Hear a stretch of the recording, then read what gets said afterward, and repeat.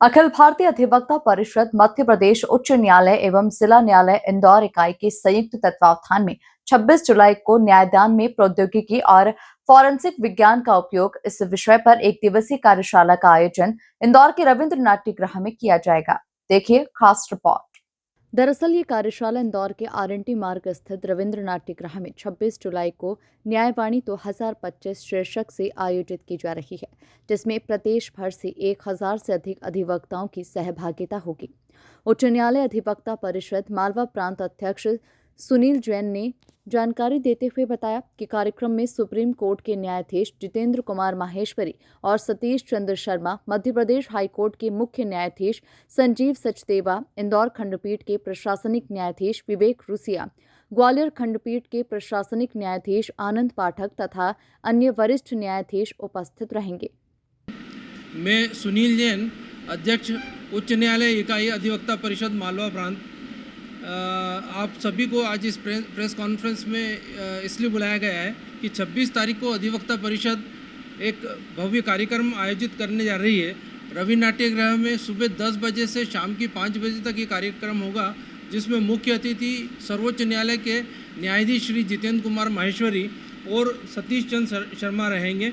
विशेष अतिथि रहेंगे सतीश चंद्र शर्मा, और हमारे मध्य प्रदेश उच्च न्यायालय के मुख्य न्यायाधीश श्री संजीव सचदेवा जी भी उसमें रहेंगे एक वक्ता के रूप में। इसके अतिरिक्त श्री विवेक रुसिया, न्यायमूर्ति श्री विवेक रुसिया साहब और श्री आनंद पाठक साहब, ये भी एक वक्ता के रूप में उपस्थित रहेंगे।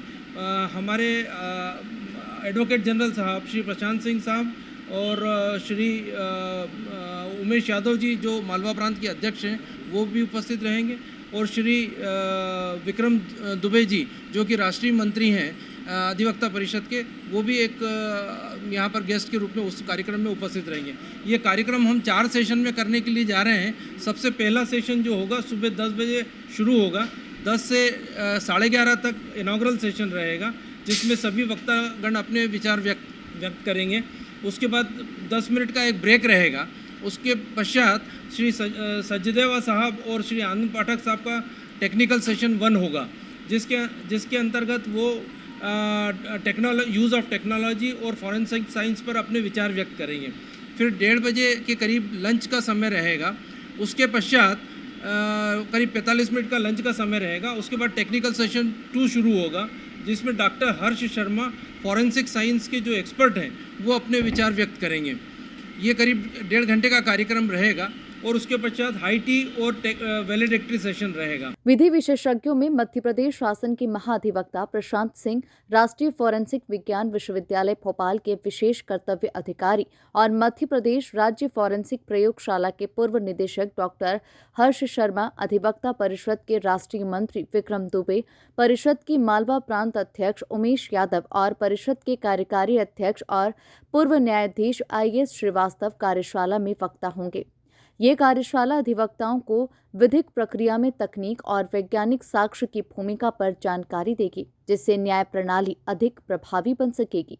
जी, हमने हाईकोर्ट की और अन्य वेबसाइट्स पर इसके पंजीयन के लिए प्रावधान, गूगल फॉर्म वगैरह सब लोगों से कॉल किए थे, उसका पंजीयन किया, और यहाँ स्पॉट पर भी उसका पंजीयन किया जाएगा। इसमें जो सहभागिता रहेगी न्यायाधीश गणों की और अधिवक्ता गणों की रहेगी। इसके अलावा कॉलेज के स्टूडेंट्स भी उसके अंदर आ सकते। लाभ ये होगा, देखिए हमारा जहाँ तक लीगल सिस्टम है, बिल्कुल पहले रूढ़िवादी तरीके से सब चीज़ों पर चलता था, लेकिन समय के साथ जो बदलाव हुए हैं उसके अंदर नई जो टेक्नोलॉजी है उसमें पर्टिकुलरली कई इनोवेशंस हो गए हैं, और फॉरेंसिक साइंस जो कि बहुत डेवलप हो गया है, उसका उपयोग हमारे डिस्पेंसेशन ऑफ जस्टिस, जिसको न्यायदान अगर हम कहें, उसके अंदर कैसे बेहतर तरीके से उसका उपयोग किया जा सकता है, इसका जो हमारे वक्तागण रहेंगे अपने विचार व्यक्त करेंगे उसके ऊपर। इससे न्यायाधीशगण और अधिवक्तागण दोनों ही लाभान्वित हों। इसमें AI का विशेष रूप से कोई सेशन नहीं है, लेकिन साथ में जब